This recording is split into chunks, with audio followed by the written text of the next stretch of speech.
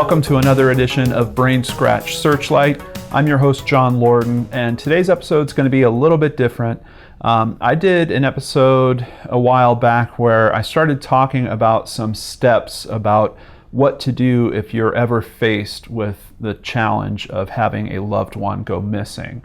And I did refer to a couple of websites back in that episode, and off that episode, a lot of people have asked, hey John, why don't you do a video specifically about what am I supposed to do if I have a loved one go missing? So I have gone through 5 different sources, and I was very surprised to find that there was so many different takes on what to do if a loved one goes missing.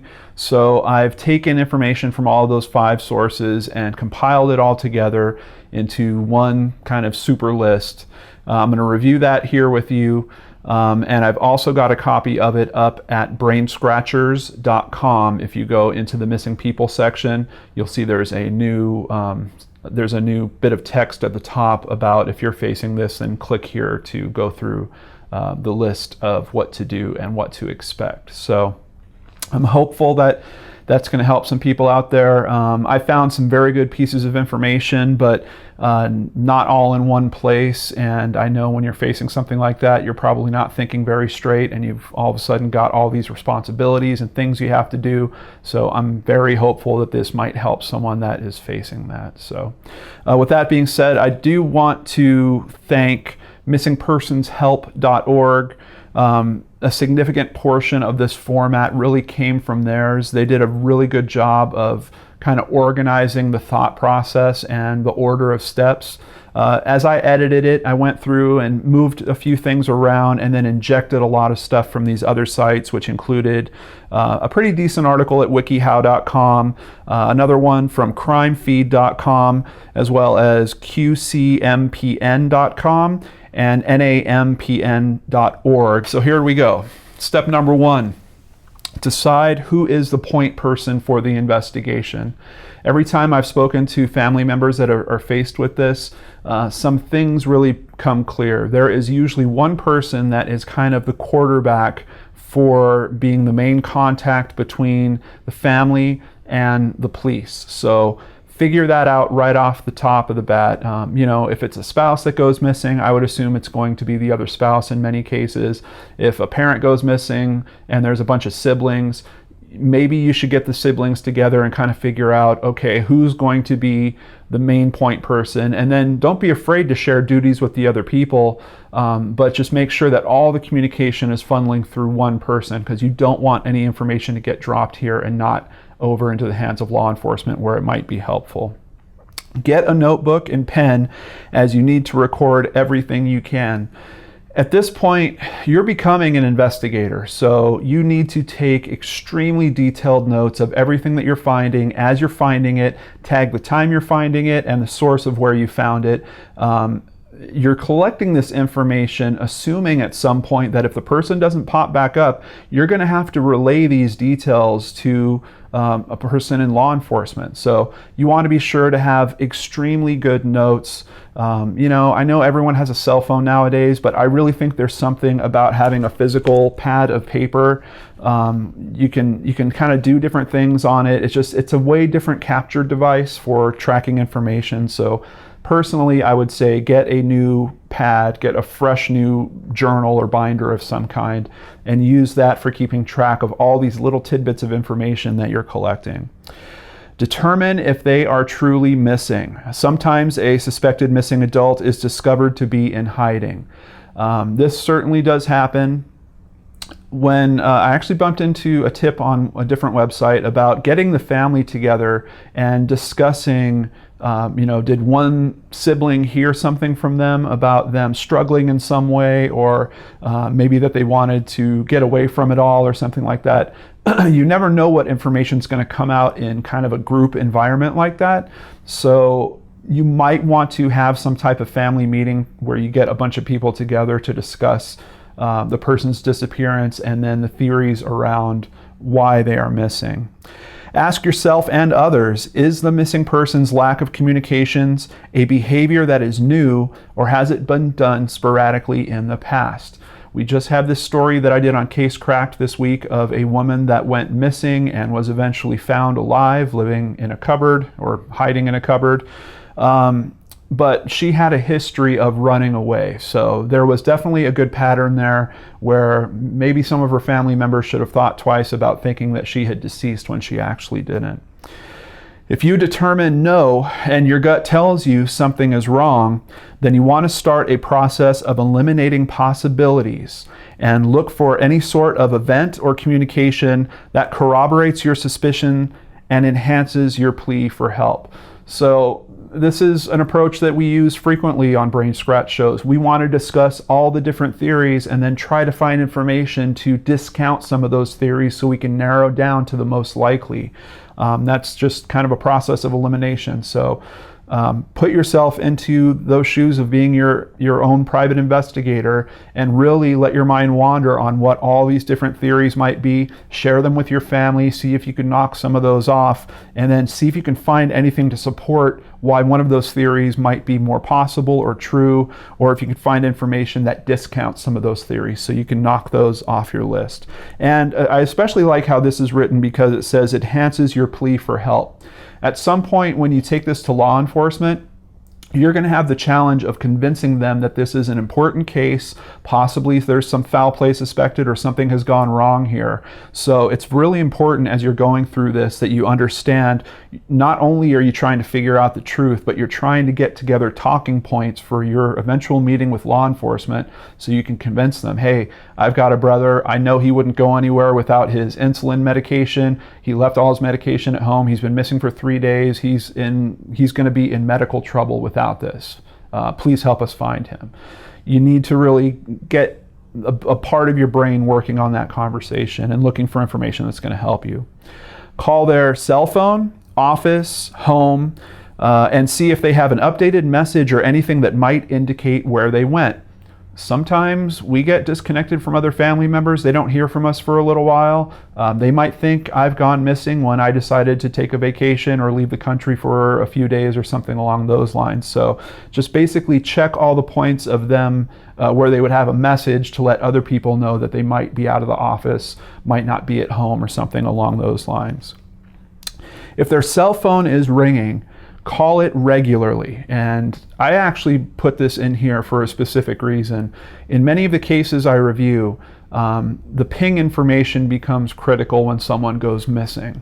And if their cell phone is actually ringing, if when you call it, it rings for 4 or 5 times before it goes to message, that usually means it's still on network. So every time you call it, you're actually creating a little data point that might be used later by law enforcement as they're investigating this to piece together at least where that phone was throughout these days.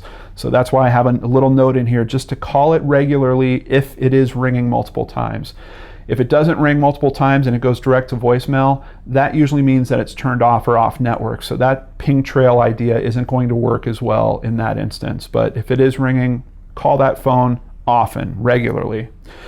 Call their job, hospitals, police stations, coroners. Unfortunately, you have to start thinking about all the different things that could have happened to this person. Frequent hangouts, and check usual transportation methods like cab companies, trains that they might frequent. Possibly also reach out to local psychiatric units and homeless shelters if it's appropriate. If you have a sibling, they've been struggling with drug abuse their whole life, they disappear for weeks on end before, maybe they're going to wind up in a homeless shelter, maybe they're going to be in a psych unit or something like that. So really be sure to check all those areas to see if you can find them. Check their social media to see who they were talking to and what they were talking about leading up to their disappearance. Print out correspondence and activity that seems as though it could lead to the missing person's location. I'm almost a little leery about telling you guys about this, but it did occur to my mind, so I'm just going to put it out there. Quite typically, a person's personal computer, usually sometimes, I'll say, might have the password saved for their social media accounts. So if you are someone that has access to their computer, if it is a spouse of yours or something like that, you might want to get on that computer, see if you can get into their social media accounts, see if you can look at maybe private messages they were having or something along those lines. I would urge you to check the legality of that. I don't know how legal it is. For spouses, I think it's much different than if it was your uncle and you went into your uncle's house and hopped on his computer and accessed his private accounts. I'm really not certain about the legality around that. But I assume that you're trying anything if you're at this point of trying to find somebody. Now we get to checking their home. And if you don't live in the area of their home, try asking a neighbor or a friend in that area to go to the home for you. Alternatively, you can contact the police and ask them to perform a well-being check. Basically, they go to the house, they knock on the door, they try to get someone to answer, and they just want to validate that that person's there and that they are okay. If the home shows signs of forced entry or violence, call the police immediately and do not enter the premises. This is critical because as soon as you have other people entering the premises, you are disturbing what could be potential evidence. You might be wiping fingerprints off of doorknobs without even thinking about it. You might be moving things around the room. Particularly if there's a struggle of some kind in that room, you don't want anything touched, anything at all. You want the police to be first in there so they can process the scene properly. Look at photos that contain the missing person's possessions in the background. Are the items still there? Ask other relatives to help you determine what might be missing. In some of these cases, it might be a robbery, so you might want to do a little bit of extra footwork there to understand what is usually in the home and is all that stuff still there.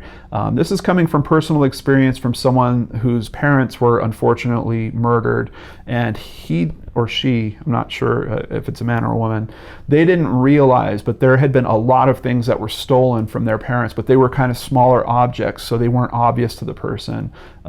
When they went through, they only noted 2 things that were missing, and there turned out to be closer to 100 things missing when they actually solved the crime.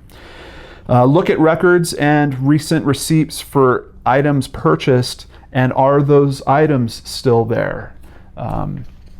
Just another clue in terms of helping to trace the person's whereabouts and potentially seeing if someone else might have taken some of those items that they recently bought.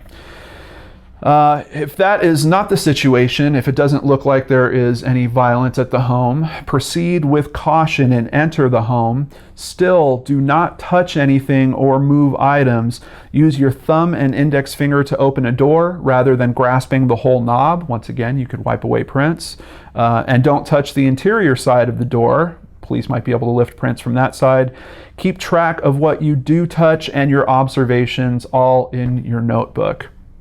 Once you're in the house, look for calendars or notes, any other items that might confirm where your missing loved one might be, plane tickets, bus tickets, anything that might, especially if it has a timestamp on it, that might help you put a timeline together of what was going on leading up to their disappearance. Try to find recent photos of them if you don't already have some. And here we're just thinking ahead to if we have to report this to law enforcement, you want to be sure to have some relatively recent photos. I've seen cases where they have used old photos. They've had the person's hair completely wrong, a different style, totally different hair color. You want to be sure that the photos you get actually look like the person at that time that they go missing. Note any found info on their friends or acquaintances and reach out to them. Leave messages, send texts. Do they know when the missing person was last seen? What were they wearing? And did they mention any additional plans for that day or night that they saw them? Ask to speak to one or more of their coworkers that sat next to them or near them, or even their supervisor. Did they overhear anything or know about any travel plans? When did they last see the missing person? What were they wearing? What they're wearing becomes very important. So you really want to try to figure out, if you can at all, possibly, if you know this person close enough and you can kind of look through their wardrobe and notice what's missing, whatever it takes, you really have to try to get some idea on what they were wearing. Record the time and context of the calls in your notebook and encourage people to call you back if they find out more information from another source. Once again, this is just really important about being that quarterback. You really have to put yourself in this mode of you are the center of information on this case. And if people do contact you with updates, be sure to get that to law enforcement as well. If your loved one's car is also missing, check with local towing yards and impound lots within a 50-mile radius. Also, check the Department of Motor Vehicle to see if the tags have been turned in, any moving violations have occurred, and if the car is under a suspension. It's another way to try to track the whereabouts of this person. Using your notebook, put a timeline together on their last known activities and communication. And keep in mind, you're going to be collecting this information and it's going to be all wacky and out of order. So you really need to not just collect all this stuff in your journal or your notebook, but sit down after the fact and process it. And putting a timeline together is a regular investigative step. You want to be sure to put that information in order of it being organized before you head over to law enforcement. Have a written list of the missing person's friends and enemies with notes about each one. How long have they known each other? Why are they enemies? Contact info, etc. You're basically just helping the police at that point and giving them leads right off the bat that they can start processing quickly. And time is of the essence when people go missing generally. So you want to get that info together for them instead of having them try to route it out and take a lot of time. Call police. Finally, and you can see we're a bit into this list before you're even to the point of calling police. But once you do, insist on filing a missing person report. You might hear different stories about their rules that you have to wait 24 hours or 48 hours. Those are usually not true. So if you're getting some resistance and you're hearing, no, we have a specific thing in our department that says 48 hours, ask to speak to a supervisor, ask to see where that is noted in their operations manuals, push as hard as you need to get this thing filed. I can't tell you how many times I talk to people and they run into this. And there is a somewhat understandable reason. Many missing people do turn back up within a few days. But that doesn't mean that always happens, and you don't want to be 2 or 3 days out before police start looking and all of a sudden your loved one is missing for months or years after that. You're going to feel pretty bad about those few days. So do whatever you can to get that missing person report filed. For adults, the police will most likely try to pass it off as there is nothing wrong and may not want to investigate.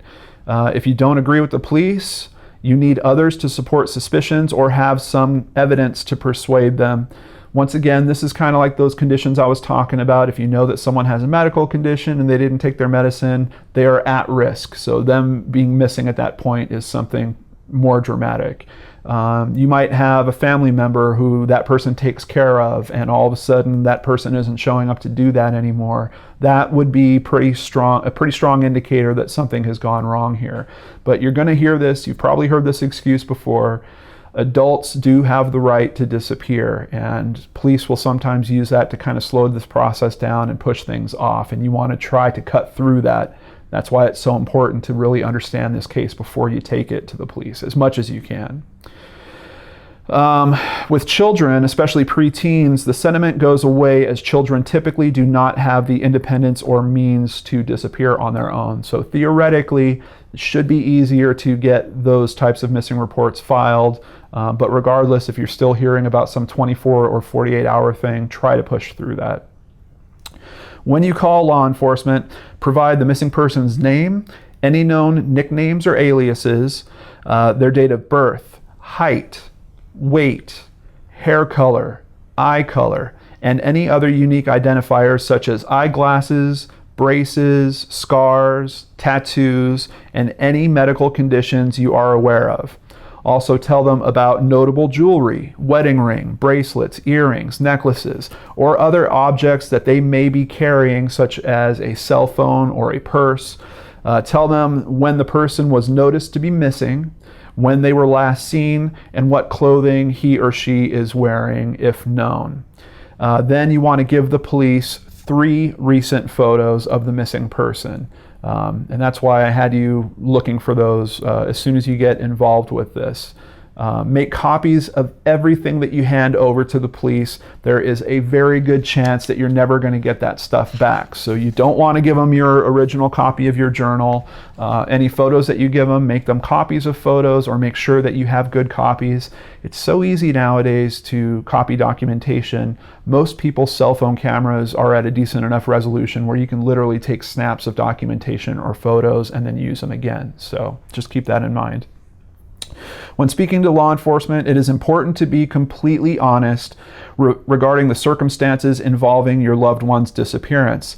If your loved one was involved in illegal activities, drugs, etc., it is very important that detectives be made aware. If they don't know about that kind of thing, they might not look in a certain direction that might be the exact direction of where this missing person is. So you want to be very, very clear and honest about the type of lifestyle that your loved one was having.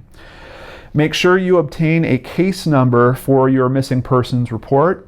Write down the name and badge number of the police officer who took your report, as well as a telephone number where you can reach the department. If you suspect the person was abducted from their home or car, insist on fingerprinting the house or car. They might try to tell you that since you and or others have been in the house, that fingerprinting would be a waste of time. Insist that they do it. Or immediately find and pay a private detective with police connections to do it for you. Know that you have a bit of an option there. In this person's case in particular, they didn't fingerprint the house, and they probably should have, because there was multiple people in the house, and they probably could have figured it out a lot sooner than they actually did. Private investigators, PIs. Some PIs really want to help. Others simply want billable hours. There are reputable firms and there are less ethical firms. Ask the police for recommendations, check references, check the Better Business Bureau, ask about the fees, and be sure that you and the PI have a written understanding of the services to be provided and the associated costs.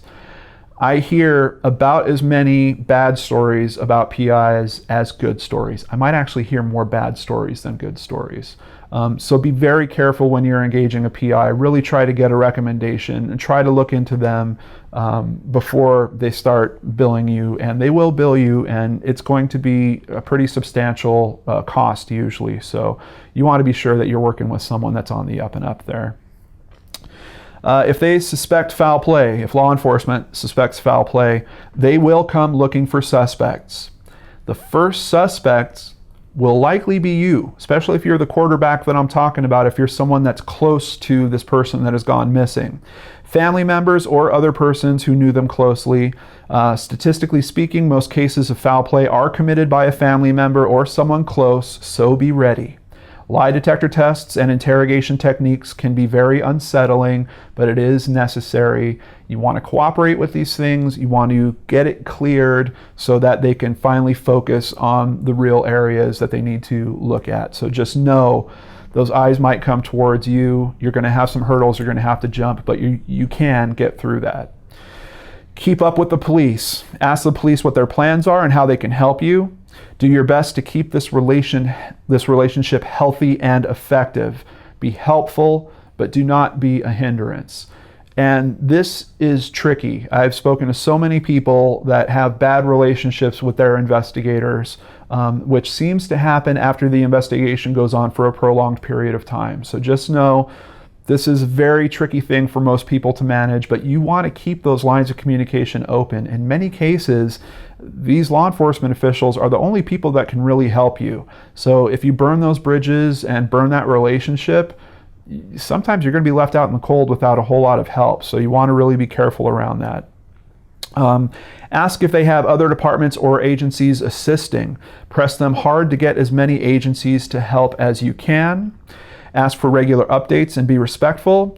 Do not tell the police how to do their job. This is another point why it's so important to have that one person that is kind of the contact point for this information. You don't want 5 or 7 family members calling the police and upsetting them basically when they're trying to process this investigation. Be clear with the police about what you know to be a fact versus what is an opinion or hunch. And I run into information like this frequently. You're so close to this event that sometimes a hunch seems very important to you and you want them to hear that. That's okay, but you want to be clear about what is truly facts. I found a plane ticket in their kitchen that was dated for the day that they went missing. That is a fact. You can't dispute that. I think they took a plane to Canada. That's a hunch. We don't know if that's true or not, and you can send people looking in a completely wrong direction with hunches like that, so just be very aware. If the missing person is a child, request that your child's name and identifying information be immediately entered into the National Crime Information Center Missing Person File, NCIC. I think with child cases, they're pretty easy and quick to do that, but just make sure that you do get that information in there. Ask about issuing an Amber Alert. Many of us have had Amber Alerts come through on our phones. As a matter of fact, when I was driving from California out to Minnesota, we were actually pulled over because of an Amber Alert, because the vehicle we were in matched a vehicle of an active Amber Alert. So it's a pretty good system, and if you can use it, I really think you should try to. After you've reported your child missing to law enforcement, call the National Center for Missing and Exploited Children. You can call them at 1-800-THE-LOST. We've talked about that organization a lot. If your elderly loved one has gone missing, many states now offer the assistance of a Silver Alert. It's very similar to a Child Amber Alert, but basically it is for elderly people. So know that you have that option in some states as well. Go to namis.gov and create a profile for the missing person. The U.S. Department of Justice operates this system, and info posted to it is publicly available. I've talked about NamUs, and for some reason I've bumped into cases where the local authorities don't know anything about NamUs and they don't create a profile for people, which is a shame because the public, I know there are many people out there that review NamUs cases, and in particular they usually are trying to line them up with John Doe or Jane Doe cases, and that might be the link you need someday. So get the information. Luckily, you don't need a special account. Anyone can enter a NamUs record. You just need to have all the proper information. Contact your loved one's dentist and obtain a copy of the records. Provide police with the dentist's name and number. Verify that a copy of the dental records have been picked up. That's just some footwork that's going to help you, and in particular for certain databases like the NamUs database, they can track that information as well and make it available for people that are looking to compare records. Find out if fingerprints are available or even footprints. These may be obtained from previous ID, safety initiatives, military records, previous arrest records, etc. Contact your loved one's doctors and obtain copies of x-rays and medical records. Provide police with the doctor's name and phone number. If the case is more than 30 days old, the state police says you can offer up dental records or DNA. The information gathered will be entered into the CODIS databank and could be cross-referenced to prior remains found in the awful event that something more serious has happened. This info can also be shared with NamUs. I know you don't want to think about things in this way, but the more of that information you get into place, if something bad did happen, these systems should get triggered and you will get notified of it. And believe me, after all the cases I've reviewed and people I've talked to, you want to know if something bad has happened versus not knowing what has happened at all. Consider having the case escalated to the FBI if you suspect that your loved one has been abducted and possibly taken across state lines. That's pretty much an instant trigger for FBI involvement, so just know that. And then, of course, in other countries, look for any national agencies or databases that you could submit this same info to, these profiles. You want to spend some time online and just find these data sources, make sure that there's a record created for your missing person in them. Make up posters and flyers. Sometimes a local printer or copy shop will give you a discount. Just be honest with them. I'm dealing with a missing persons case. I need to print several thousand flyers. Can you help me offset the cost of this somewhat? You might be surprised. Be sure to include a recent clear photograph of the missing person, include the person's age, a physical description, and the date he or she went missing. Include contact information as well, but do not put your personal contact information, your phone or your home address on the flyer. This could put you in a vulnerable situation. I have seen, in most cases, the flyers will have the law enforcement agency that's investigating it. It'll have their contact information on there. If you want to get a special phone number, like you can buy a limited use cell phone or something along those lines, I don't think that would be horrible, but check with your local law enforcement. A lot of times I think they will be willing to look at your poster and help you with information on it. Hang your flyers in prominent locations: gas stations, grocery stores, post offices, banks, drugstores, local libraries, churches, hospitals, homeless shelters, parks, and hiking trails all work well. You want to put them in places where there's a lot of people that are going to be exposed to that information. Getting more eyes on your missing person is a huge part of this puzzle. Email the flyer to everyone in your email address book. Ask friends and family to post and email the flyer also. Create a Facebook and or Twitter page to help get out the word about the missing loved one. This provides one targeted place to post updated articles, search information, and general updates, and is a great way to get more attention to your case. Certainly when I go looking into cases, it really does help if there is a good organized website or Facebook page. You can track all the different media that happens around your case there, and keep everyone that's interested in it updated. And you're kind of gaining supporters in that fashion, supporters that you might need if you're conducting searches, or if you're starting a GoFundMe campaign to try to pay for some of your expenses for more posters or something like that. You want to have people group around this cause a little bit. So Facebook, Twitter, those are real good ways to do that. Be prepared, as you are going to be pulled in multiple directions. Part of you will want to shut down and be left alone. Another part of you will be frustrated because it seems like you just can't do enough. Another part of you will feel like the police and others don't care and that they are not doing enough. Seek help from friends and professionals when you need it. And this is more so the case when things start to go on, particularly if your loved one is not found in a month or 2 months, and things start getting long. You're going to be frustrated at the process. Police will likely stop responding at some point. You're going to feel like you're nagging them.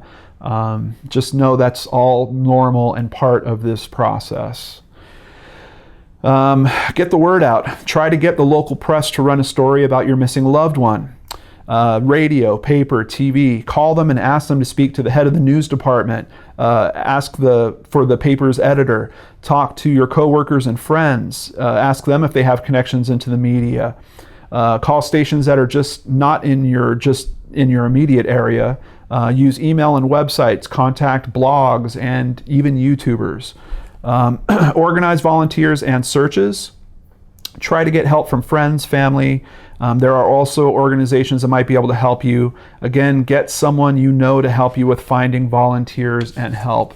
To be the quarterback is one thing, but you can't do all this on your own. You are going to need support from other people. So maybe siblings of yours, good friends of yours, people that you can lean on a little bit to help organize these things becomes very important, because your time is going to be cut a million different ways. And if there's someone you can trust to just handle a few of these things, it can make a big difference. Search the web for help. There are some good sites with tips and advice ranging from your well-being to assistance with locating a missing person. There are a lot of really good organizations out there, but they're kind of regionalized. So, for example, if you're in Texas, EquiSearch does a lot of work there. They actually do a lot of work in the nation altogether.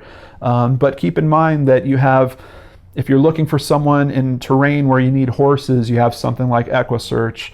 There are people doing drone searches. Maybe you need people that have ATVs or access to a helicopter or access to boats. That's where especially social media connections might be able to help you. You really need to tap into your community and just pull help from wherever you can get it. Sometimes reward money is needed. You may be able to have a fundraiser. If you do have a fundraiser, you might need a separate account set aside for the money raised and for tracking it in and out of the account. Talk to your local bank, an attorney, an accountant for their advice. As you can see, your team is going to get pretty big and you're going to need to ask for help. It's very, very important that you ask for help where you really need it. Money in general might become an issue. You're going to have extra expenses like food, hotel, phone usage, printing for flyers, gas. Keep track of your expenses closely and ask a tax professional or accountant for help in knowing what expenses might be deductible. And don't let things go. Just a basic tip. Your focus is going to be kind of pulled, and you can't let your own personal finances kind of fall to the wayside and stop paying your bills. Some organizations like your church, your friends, etc., might be able to help with donations of various types. If you are in need, it never hurts to ask. Marriages, friendships, faith, trust will all be tested and taken to extremes like never before and never again. You need to find a counselor or best friend to help you through this. Seriously, you will need some help. Be sure that you have a good support system for yourself. I kind of remember anytime you take a plane flight and they talk about if the oxygen mask drops, you need to put it on yourself before you put it on your child. Keep that mentality in mind. You're not going to do very good in terms of helping this case if you let yourself go. So find that help where you need it. Simple little things can trigger a range of emotions in you and others. Songs, comments, pictures may spark tears or uncontrollable crying. As a matter of fact, some people get frustrated from Facebook communication because there's people that are less than tactful with some of their communication on there. So just know some of that stuff might be a little trying, and it does take some getting used to, especially if this is going on long. Anger will flare up as your feelings of hopelessness set in. Your job performance and or school work may suffer. Let your boss and teachers know what's going on. Try not to take on new assignments or big life changes for at least 6 months. And finally, searches. All right, searches do 4 basic things. They provide you with a sense of action and possible hope. They help find the missing person. They can help find helpful clues about the missing person. Sometimes there are things that are dropped or things that are left behind or tracks that might be found. So that could all be really helpful. Even if a search does not turn up a new clue or find the missing person, the press coverage helps others to be informed and may get others involved. I see a lot of press coverage around searches that are staged, particularly if you can get, I think I've seen it with as little as 12 people getting together. You let the media know, hey, we're looking for a missing person, we're having this event at this park or something along those lines, and all of a sudden they do a news story on it. You do not have to organize searches by yourself. Let the authorities help you figure out where and when to search, as well as how to conduct the search. Sometimes it gets tricky because you need to search on private property, and law enforcement doesn't want you just going onto people's private property without their permission. So it is important that you keep in contact with law enforcement, have them help you organize this. Ask the authorities how you can get volunteers to help you with their search. Ask search and rescue canine units to assist you if you have a certain area that needs to be searched. And there are some that work purely as charities out there. So no, if you don't have a ton of money and you think you need a canine unit, do some digging on the internet. You might find some free resources to help you with that. Organize events to keep the case alive in the media and with the public, such as a loved one's birthday, the missing date anniversary, especially as these things go on. If you're looking at a year or more of this person missing, this is very, very important. I know of one case in particular where they even have an annual poker game, and after they play poker, everyone gets on their ATVs and they go and they search another area. That is really important. It keeps the community around you, but more important than that, you can get good media coverage out of that as well. Once again, getting that person's picture in front of other people's faces and maybe shaking free that information that you need to find them. Very important. Be sure to notify law enforcement of any address, phone, or email changes if you move, especially if you're the main point person. You don't want them to have a broken link when they're trying to find you and let you know that maybe they have some information or have found something. And finally, don't give up. Hope for the best, prepare for the worst, but more important than anything, don't give up. Don't let that hope die. And that's one of the reasons why I work so hard on Searchlight. I see people that keep that hope alive for years, sometimes decades, and sometimes the answers do come decades later. So just realize that's one of the things that's really frustrating about this. You're in a state of not knowing what happened to the person, but you're also in a state of not knowing how long this could go on. That person could be missing for a week, could be missing for a year or more. So that's why it's so important to take care of yourself, really buckle down and prepare for the long haul on this. And I'm with you. That's why I'm so moved to help with these cases. Ever since I started looking into them, I see just this amazing strength from people that are faced with this challenge. In some cases, you see amazing heartbreak, but it is very important, and I don't see myself stopping doing Searchlight anytime soon. So that is it for most of the to-do list. If you take a look at the version that I've posted on BrainScratchers.com, there's also another section of do's and don'ts. So it'll give you a little more insight into this. And once again, I just have to give a shout out to missingpersonshelp.org because they contributed so much information in what I just presented to you guys. And there's a link where you can donate to them, so I will include that in the description box below as well. Thank you so much, and if you need the help in this video, I hope you do find it, and I hope ultimately that you find your missing loved one. Take care, everyone, and I'll catch you next time on the Lordan Arts channel.